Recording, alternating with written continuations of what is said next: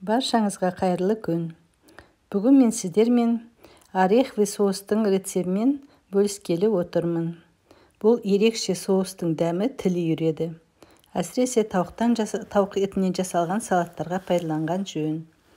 Ол үшін бізге қажетті ұн керек, корица керек, қара бұрыш кішкентай, винный уксус, су керек, не болмаса бульон, тауықтың бульоны болса, сары май керек, грецкий орех керек, сарымсақ, 2 жұмыртқа, чеснок, 1 бас чеснок керек.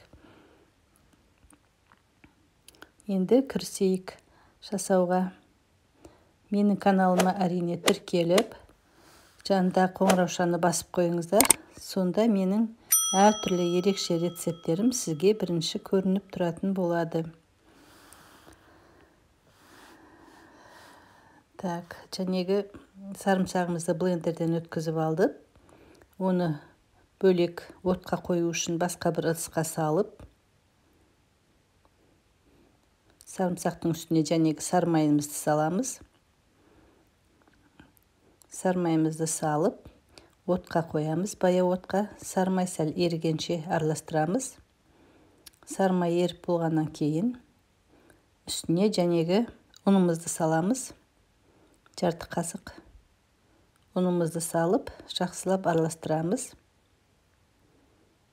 Ұнымызды салып араластырғаннан кейін үстіне жәнегі бульондарыңыз болса, значит, бульондарыңызды, бульон болмаса, сумен де өте жақсы болады. Жәнегі алынған суымызды жақсылап ақырындап құямыз. Ақырындап құйып отырып, араластырып, баяу отта 15 минут қайнатамыз. Баяу отта 15 минут қайнатамыз. Ол қайнап болғанға дейін біз грецкий орехімізді алып, блендерден өткізіп аламыз.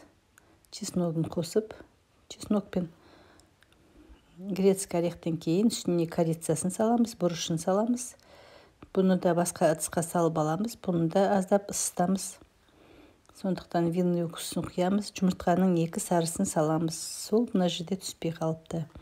Жұмыртқаның 2 сарысын саламыз, 2 жұмыртқаның, сосын жақсылап араластырамыз да, жәнегі оттағы массамызды әкеп, грецкий орехтің жәнегі үстіне құямыз. Үстіне құйып, тағы да отқа қойып, жақсылап араластырып, 5-7 минуттай баяу отта ұстаймыз. 10 минут ұстасаңыз да болады. Өте керемет ерекше соусымыз міне дайын болды.